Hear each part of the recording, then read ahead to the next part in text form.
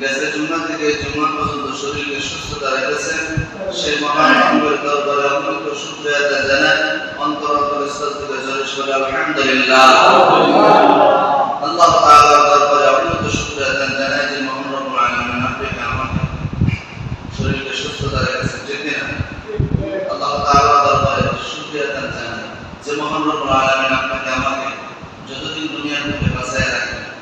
আপনাকে কেউ মারতে আল্লাহ তাআলার দরবারে শুকরিয়া করব। গেছে জুমা থেকে এই জুমা পর্যন্ত আপনাকে আমাকে আল্লাহ তাআলা সুস্থ রেখেছেন, এজন্য জোরে সোরে আলহামদুলিল্লাহ।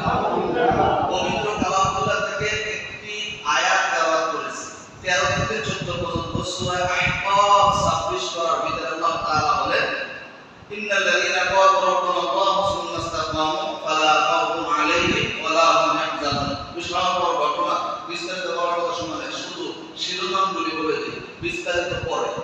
শিরোনাম বলেন মূল। আল্লাহ তাআলা বলে, ইন্নাল লাযীনা ক্বালু রাব্বুনা আল্লাহু সুম্মা ইসতাকামু, যারা বলে আমাদের রব আল্লাহ,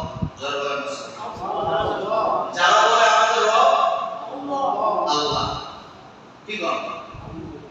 যারা বলে আমাদের রব আল্লাহ, নিশ্চয় যারা বলে আমাদের রব আল্লাহ বলার পর ইসতাকামাত থাকে, শক্ত হয়ে থাকে, আল্লাহ তাআলা বলে লা খাউফুন আলাইহিম, কোনো টেনশন নেই। কোনো কথা বলতে হবে, কোনো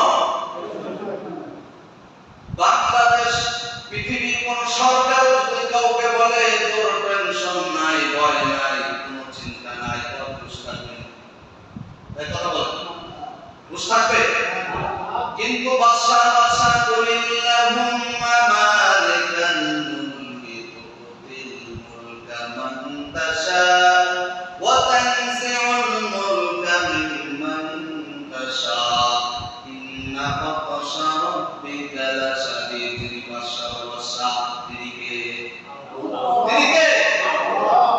এই জমিনের উপরে যত মানুষ আছে থাকবে, তার ক্ষমতা থাকবে সারা জীবন না শক্তি পর্যন্ত। কথা বলছেন, ক্ষমতা শক্তি পর্যন্ত থাকবে, শক্তি যখন শেষ হবে তার আর কোনো দাম। আল্লাহ তাআলা কাউকে ইজ্জতের সাথে বাঁচায় রাখবেন, কাউকে বেইজ্জতের সাথে বাঁচায় রাখবেন, কাউকে দেশ থেকে তাড়ায় দিবেন, যারা করেছিল তারা আবার দেশে আসবেন। কিছু বলেন? তুমি তো আশা করছিলা, আমি আশা করছিলাম সারা জীবন থাকবো ক্ষমতায়, সারা জীবন থাকবো দেশে, কিন্তু আল্লাহ বলে না, দেশ ছাড়তে হবে, আর যারা দেশ ছাড়ছে তারাই দেশে আসবে, ক্ষমতা তাদের দিতে পারে কি না? চলতেছে তো, চলতেছে নি? লাগাবো খাবে, কথা বলতে হবে, চলতেছে না? যারা ক্ষমতায় ছিল তারা কোনোদিন ভাবে না এই দেশটা করতে হবে, আর যারা ক্ষমতা ছিল না, ক্ষমতার বাইরে ছিল, ওরা কোনোদিন ভাবে না এই সহজে এই দেশে যাব। কিন্তু সহজ করে দিয়েছেন কে? আল্লাহ। এজন্য বান্দা দুনিয়ার জমিনে যতদিন থাকবে, ক্ষমতা থাকবে ততদিন, শক্তি আছে যতদিন, হ্যাঁ শক্তি আছে যতদিন, ক্ষমতা আছে ততদিন। শক্তি যখন শেষ হয়ে যাবে, ক্ষমতা থাকবে না, তোমার কোনো দাম থাকবে না। আল্লাহ তাআলা বলে দুনিয়ার জমিনে দুনিয়ার মানুষের শক্তি, ক্ষমতা, শরীরের শক্তি পর্যন্ত, তার ক্ষমতা মরার পরে শেষ, আর তার কোনো ক্ষমতা নাই। এমন মানুষ ছিল একবার ফোন দিলে পুলিশ চলে আসতো, এমন মানুষ আছে রাস্তা দিয়ে হাঁটলে ডাইনে বাইরে হাঁটতো না, এমন ক্ষমতাশীল জুলুমবাজি দুনিয়াতে আসলে কি নাই? এখন তারা কবরে তার উপরে শিয়ার উপরে হাগে বলার মতো ক্ষমতা নেই, আছে। কিন্তু তোমার আমার বাড়ি করে দুনিয়ার ক্ষমতা দুনিয়া পর্যন্ত, কবরে আর নয়। আর আল্লাহর ক্ষমতা আসমান জমিন, জমিনের নিচ পর্যন্ত, কিয়ামত জান্নাত পর্যন্ত। বলেন না সুবহানাল্লাহ, ঠিক না? সেই মালিক বলেন, আল্লাযীনা ক্বালু রাব্বুনা আল্লাহু সুম্মা ইসতাকামু ফালা খাউফুন, কোনো টেনশন নাই। কেন টেনশন নাই? এই জন্য টেনশন, নিশ্চয় আমার মালিক আল্লাহ, যারা রবকে স্বীকার করে ইসতাকামত শক্ত হয়ে থাকবে, শক্ত হয়ে রবকে স্বীকার করার পরে শক্ত হয়ে থাকার মতো শক্তি তার ভিতরে থাকবে না, নানান পদের বিপদ আপদে কিন্তু সে একটু হেও হবে না। তার কথা হলো নাই আমার দুইটা রাস্তা, এক নম্বর রাস্তা নাই আমাকে ছেড়ে দিবি, নাই মেরে ফেলবি, তাছাড়া তো আর কিছু নয়, নাকি না? কোরআন হাদিসে আল্লাহ বলবে, কোরআন হাদিসে কথা বলতে গেলে আমি তো সবার মন জোগায় রাখতে পারবো না, পারবো না? এখানে যত মানুষ আছে সবার মন জোগায় আমি চলতে পারবো পারবো না? আপনার ঘরের পরিবারই পারে না, আমি পারবো কেন? আর আপনার তো 14 জনের 13 নম্বর সওয়াব, ঠিক নেই? এই জন্য সবার মন জোগায় আমি পারবো না, এটা আমার পক্ষে সম্ভব না। কিন্তু সবাই যদি বুঝতে পারে তাহলে সম্ভব। এই জন্য পৃথিবীতে কারো মন জোগায় চলা যাবে না। কোরআন হাদিসের কথা বললে কেউ রাগ হবে, বেজার হবে, ঠিক না? কেউ পক্ষায় গেলে, কেউ দলের বিপক্ষায় গেলে আমার জেলে দিয়ে দেবে, আপনার আমার একটা ওসমাইল করবে। এই দুটো সবার কথা আছে আছে। আমি যদি আল্লাহ যদি বলে রব্বুল আল্লাহ, ক্বালু রব্বুল আল্লাহ, রব্বের উপরে যখন অনুসরণ করব, ইস্তিকামাত থাকবে, যতই বিপদ আসুক আমি টেনশন করব না। কেন জানি মরায় আমার দেশে আছে, জান্নাতের খুশবু আসতে দেরি না। সুবহানাল্লাহ বলেন। আল্লাহ তাআলা বলেন ফালা খাউফুন আলাইহিম, কে বলেছে? আল্লাহ। ফালা খাউফুন আলাইহিম ওয়া লা হুম ইয়াহজানুন, টেনশন নাই, চিন্তাও নাই, টেনশন নাই, চিন্তাও নাই। টেনশন আর চিন্তা কি? টেনশন এক জিনিস, চিন্তা আর জিনিস, ঠিক না? চিন্তা ছোটখাটো, টেনশন মারাত্মক। কেমন টেনশন? আমি 10 লক্ষ টাকা দিয়ে একজনকে পাঠাইলাম, কিন্তু টাকাও নাই, ওই ব্যক্তিও নাই, টেনশন বড় আছে। হ্যাঁ, বৃষ্টি আইছে আকাশে, এখন বাড়ি যাবো কেমনে, ভিজে যাবে ডাইলো, এটাও টেনশন, চিন্তা। এটা কোনো ব্যাপার না, ভিজে বাড়ি যাওয়া যাবে। 10 লক্ষ টাকা ওটা টাকা নিয়ে মাইরে গেছে, এটা কিন্তু সহজে বলা নয়, নাকি যাবে? এটা টেনশন। এটা বলে লা খাউফুন আলাইহিম ওয়া লা হুম ইয়াহজানুন, তোমাদের টেনশন নাই, চিন্তাও নাই। যারা বলেন সুবহানাল্লাহ, কে বলে? কে বলে? আল্লাহ। ইন্নাল লাযিনা ক্বালু রাব্বুনা আল্লাহ, তুমি নিশ্চয় রব্বি মাওলা, রব্বি বিশ্বাস করলা। আর শুধু আল্লাহ বলে বসে থাকলে কি হবে? আল্লাহ বলে বসে থাকলে হবে? নামাজ পড়া লাগবে, শুক্রবার একদিন, মাঝে মাঝে একদিন, মনে চাইলাই না, না মনে চাইলে নাই, ঠিক নেই? কামাই রোজগার না করলে তো বাড়িতে এমন কাদানি দিব, ঘরে খাইতে দিব না, ঠিক নেই? আর নামাজ পড়তে পারলে কাদানি নাই, আছে নি? মনে চাইলাই না, হুজুরের কত কথাই, ঠিক নেই? হুজুরের দিন যতদিন দুনিয়ার কাছে করি যাবে, আপনি মানলে আপনার নাই, না মানলে আপনি মানলে আবার কি হবে, না মানলে আবার কি হবে, ঠিক নেই? ওই পারাটা কথা আছে না, আমার খবর আমি যাব, আপনার খবর শেষ, কাহিনী শেষ। আর কোন কথা আছে? ওরে বাজার বিষয় করে এমন নয়, যারা কোরআন হাদিস পড়ে তারা আল্লাহর কাছে ধরা, মানুষের কাছে ধরা, কেন করে জানেন? জান্নাত তারা জানার পরে মানুষকে বললো না, এই জন্য ধরা। আর মানুষকে বইলে দেওয়ার পরে যদি ধরা পাওয়ার কোনো সুযোগ নাই, কারণ আপনিও মুসলমান, আমিও মুসলমান। আপনি যে আল্লাহর ইবাদত করেন, আমিও সেই আল্লাহর ইবাদত করি। আপনি যে কোরআন পড়েন, আমিও সেই কোরআন পড়ি। আপনি যেইভাবে খান, আমিও সেইভাবে খাই। আপনি যেইভাবে ঘুমান, আমিও সেইভাবে ঘুমাই। আপনি যেইভাবে হাঁটেন, আমিও সেইভাবে হাঁটি। আপনি যেইভাবে নামাজ পড়েন, আমিও সেইভাবে নামাজ পড়ি। আপনি যেইভাবে মরে যাবেন, আমিও সেইভাবে মরে যাব। আপনিও যেই কবরে 3.5 হাতে যাবেন, আমিও সেই 3.5 হাতে যাব, কথা ঠিক কিনা? কোনো বিধিবেশ কমাসানি। কিন্তু মরণের বেলায় একটু ডিফারেন্স আছে। আপনি যদি আল্লাহকে রব্বুল আল্লাহ, আল্লাহকে যদি খুশি করতে পারেন, আপনার মৃত্যুটা হবে হাসি খুশি, লা ইলাহা ইল্লাল্লাহ মুহাম্মাদুর রাসূলুল্লাহ সাল্লাল্লাহু আলাইহি ওয়াসাল্লাম। আপনার মৃত্যুটা হবে ইমানের সঙ্গে, মরার সঙ্গে জান্নাত, বলেন সুবহানাল্লাহ। আর আপনি যদি আল্লাহর হুকুম না মানেন, আপনার মৃত্যুটা বেঈমান কষ্টের মাধ্যমে হবে। দুনিয়াতেও কষ্ট, কবরেও কষ্ট, জাহান্নামেও কষ্ট, শুরু আছে আর শেষ নাই, ঠিক কিনা? কিন্তু আল্লাহ সাহাবা মেনেছেন, এজন্য আল্লাহ বলে রাদিয়াল্লাহু আনহুম ওয়া রাদু আন, আমিও খুশি, তারাও খুশি, আমিও খুশি, আমিও খুশি, জোরে বলেন আমিও খুশি, তারাও খুশি।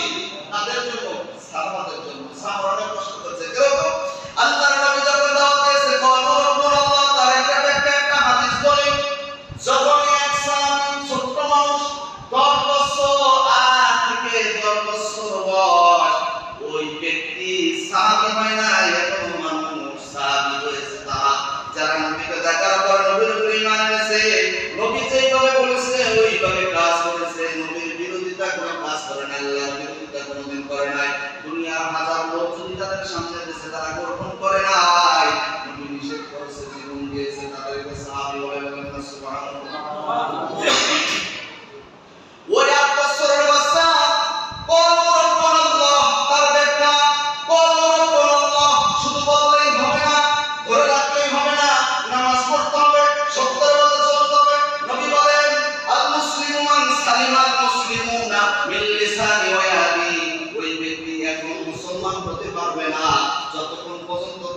জবান হাত দ্বারা পুরো বডি দ্বারা অন্য মুসলমান নিরাপত্তা নয়। কিছু বুঝলেন কি বুঝলেন? আপনার বাড়ির পাশে একজন আপনার বলেছে জবান যে কাছাকাছি এর দ্বারা আপনার বাড়িতে থাকতে পারেন না। আপনার যে শরীরের শক্তি হাতের শক্তি পরে বেলা না যায় আপনার শক্তি আছে না এরকম আছে নি? আপনার একটু জায়গা বেশি আর একটু জায়গা কম রাস্তায় যাতে কাটা থাকে আছে নি? জায়গাতে পানি আসে না আছে না এরকম? তার হাত দ্বারা জবান দ্বারা কেউ মুসলমান শান্তি আছে না কষ্টে আছে? আমি আর ভাইকে গেলাম এটা কি কইলাম নবী বলেন মুসলিমান সালিমান মুসলিমুনা বিল লিসানি ওয়া ইয়াদি ওই ব্যক্তি খাঁটি মুসলমান হতে পারবে না কোন ব্যক্তি যার জবান দ্বারা হাত দ্বারা পাও দ্বারা পুরো বডি দ্বারা অন্য মুসলমান নিরাপদ নয়। যে কোনো সময় সে বিপদের মুখে আছে, যে কোনো সময় এরকম হয়, যে কোনো সময় সে বিপদে, যে কোনো সময় তার উপরে বিপদ আসবে, এরকম আতঙ্কের ভিতরে থাকে। নবী বলেন ওই ব্যক্তি এখনো পরিপূর্ণ মুসলমান হতে পারে না। দাড়ি লাগাও, টুপি লাগাও, পাঞ্জাবি লাগাও, আল্লাহর মসজিদে যাও, কিন্তু সবাই যায় আমিও যাই, সবাই দেখায় আমিও দেখাই। আল্লাহ তাআলা বলেন না যে ইখলাস মানুষকে দেখানো যায় না, ওই ইখলাস শুধু অন্তরে আর আল্লাহ জানে। জোরে বলেন আল্লাহু আকবার। তাহলে আমরা যে অবস্থা নবী বলেন এখন খালি মুসলমান হওয়া যাবে না কোন কাজ করলে? যার জবান দ্বারা কথা বলেন জবান দ্বারা কথা কেন সালামি বলেন। এই যে ভিডিও হইতেছে না, এইটা হইতেছে আবার আল্লাহ তাআলা ফেরেশতার মাধ্যমে ভিডিও করতেছে একসাথে দুইটা। এই দুনিয়ার ভিডিও দুনিয়াতে থাকতে আখিরাতে আল্লাহ যদি একবার কইতো তাহলে আমরা আমি যেন জবান দিয়ে সিদ্ধ করতে পারি না যাতে আমার আপনার বিপদ না। আর কিছু মানুষ যারা চালাক আছে যে কখনো ধরা কখনো যদি আমাকে তাকাই এসে সত্যি এই মতো ধরা পেয়েছে কোনো কায়দা নেই, বেশি তো না করে না। আর আল্লাহ না করবে জবানটা জানি বন্ধ করে তোর আগে জানি জবান বন্ধ হয়ে যায়, ঠিক না? এই দোয়া করো যে যেই কথা জবান দিয়ে সত্য কথা বলবে না, মুখ বন্ধ করে রাখবে, ওই জবান তুমি আল্লাহ বন্ধ করে দিতে পারবে না? পারবে তো? এখানে কোনো ব্যক্তিগত কথা না, ঠিক নেই, এগুলো কোরআন এবং হাদিসের কথা। আল্লাহ তাআলা জবান দিয়ে আমি আপনার কাছে দেব, আপনারা বলবেন, বাস এতে হয়ে যাবে, আর কোনো অসুবিধা নেই। তাহলে আল্লাহ তাআলা বলে যে মুসলমান যার হাত দ্বারা জবান দ্বারা পুরো বডি দ্বারা অন্য কোনো মুসলমান নিরাপত্তার ভিতরে নাই, ওই ব্যক্তি এখনো মুসলমান হতে কথা কি না?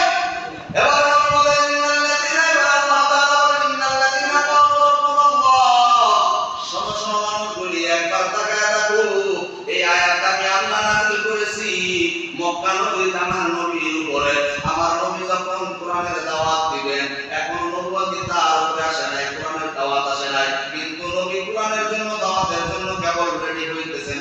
জাবালে নূর পাহাড়ের ভিতরে যায় নবী বসে বসে গান করে আর চিন্তা করে কেন দুনিয়াতে আসলাম, কে আমাকে পাঠাইলো, কেন আসলাম, কবে চলে যাব, কোনো টেনশন করে চিন্তা করে কিছুই পাই না। আর চিন্তন করে ভাবে কেন আসলাম, ভাবতে যাইতে হঠাৎ একদিন জিবরাইল আলাইহিস সালাম নবীর সামনে দাঁড়ায় গেছে। সুবহানাল্লাহ। এইভাবে নবী যখন হয়েছেন 8 বছরের যুবক, এই 8 বছরের যুবক নবীর কাছে আসার নবীর কথা শুনছেন, শোনার পর আস্তে আস্তে ওনার ভিতরে ঈমানের একটা জজ্বা চলে এসেছে। ঈমান দিয়ে বলছে পড়ে ফেলছে লা ইলাহা ইল্লাল্লাহ মুহাম্মাদুর রাসূলুল্লাহ সাল্লাল্লাহু আলাইহি ওয়াসাল্লাম। কয় বছরের যুবক? 8 থেকে 10 বছর না? তখন উৎসাহ না উৎসাহ এটা হিন্দু মালায় নাম, এটা নাম না বৌদ্ধ খ্রিস্টান হিন্দু কোন আব্দুল উজ্জা, এটা মূর্তির একটা নাম, কিন্তু ও তো মুসলমান হয়েছে, বাপ দাদা বংশধর সবই তো বেদুইন, এজন্য এই নাম রাখছে। কিন্তু এবারে বলে নবীর দিন বারে আসে দেখে এবারে কামাল হয়ে গেছে। নবী বলেছেন লা ইলাহা আল্লাহ ছাড়া কেউ নাই, মুহাম্মদুর রাসূলুল্লাহ সাল্লাল্লাহু আলাইহি ওয়াসাল্লাম আল্লাহ তাআলার বান্দা এবং রাসূল, তার অনুসরণ করতে হবে, আল্লাহর হুকুম মানতে হবে, যেইভাবে নবী বলেন ওইভাবে মানতে হবে, ওইভাবে মানার পর চলার পরে যদি কোনো ব্যক্তি মারা যায়, আল্লাহ তাআলা বলে উলাইকা আসহাবুল জান্নাতি হুম ফিহা খালিদুন, মরার সঙ্গে সঙ্গে ওই ব্যক্তি জান্নাতে চলে যাবে। বলেন সুবহানাল্লাহ। জাযাআন বিমা কানু ইয়ামালুন, সেই দুনিয়াতে যাইবা যে প্রতিফল, সেই ভালো কাজ করেছে তার প্রতিফল জান্নাত, দুনিয়াতে যাইবা দেশে অন্যায় করেছে, জুলুম করেছে, আল্লাহর হুকুম মানে নাই, তার প্রতিফল হলো জাহান্নাম। কথা ক্লিয়ার? কথা ক্লিয়ার? এবার নবী যখন এই কথা বলছেন, সন্তান 8 বছর 10 বছরের যুবক আল্লাহর উপর ঈমান করে নবীর কথা মানে, কিছুদিন পর আল্লাহ তাআলা বলে, ও পয়গম্বর, মক্কা ছাড়তে হবে, মদিনায় চলে যেতে হবে। আমার নবী বলেন, আবু বকর, তুমি আমার বন্ধু, আমার সাথী, এই দুনিয়ার সাথী, কবরেরও সাথী, জান্নাতেরও সাথী। বলেন না সুবহানাল্লাহ। কে বলেছেন? আমার নবী বলেছেন। নবী যখন দুনিয়ার থেকে চলে গেছেন, আবু বকর নবীর ডান পাশে ধরে আল্লাহু আকবার। এই দুনিয়ার সাথী, জান্নাতে যখন নবী চলে যাবে, আল্লাহ তাআলা নবীর সাথে আবু বকরকেও জান্নাতে দিয়ে দেবে। সুবহানাল্লাহ। এজন্য নবী বলেন, দুনিয়ার সাথী, কবরের সাথী, জান্নাতের সাথী। বলেন না সুবহানাল্লাহ। নবী বলেন, যখন নবী মক্কা থেকে মদিনায় চলে গেলেন, এবার হিজরত করবে 8 বছরের যুবক, এখন পাগল হয়ে গেছে, নবীকে পায় না। মার কাছে যায়, বলেন, মা, আমি বিদায় বাবা, আমি চলে যাব কোথায়? আমি মদিনায় চলে যাব। মা বলে, কেন মদিনায় যাবি? মুহাম্মাদুর রাসূলুল্লাহ, আব্দুল্লাহ ছেলে মুহাম্মদ সাল্লাল্লাহু আলাইহি ওয়াসাল্লাম তার না দেখলে আমার ভালো লাগে না। এবার চাচা ডাকতে বলে, বাতিজা, তোর সাহসটা কত বড়, যার বিরুদ্ধে জীবন করে বললাম সেই মুহাম্মাদের কাছে যাবি, তুই একবারে কি বুঝতে পারছস? তোর খাবার দাবার তোর বাবা নাই, তোর মা না, তোর খাবার দাবার আমি চাচা সব কিছু দেই, একবারে কি বিশ্বাস করছস যে মুহাম্মাদের কাছে গেলে পারা তোর খাবার দাবার সব বন্ধ হয়ে যাবে, তোর পোশাক পরতে যা আছে সব আমি তুলে রেখে দেব? 8 বছরের জন্য বলে, চাচা টেনশন করেন না, চিন্তা করেন না, যেই মুহাম্মাদের কাছে না গেলে আমার ভালো লাগে না, যেই মুহাম্মাদের চেহারার দিক তাকাইলে আমার কলিজা ভরে যায়, যেই মুহাম্মাদকে না দেখলে আমি পাগল হয়ে যাই, আমার খাওয়া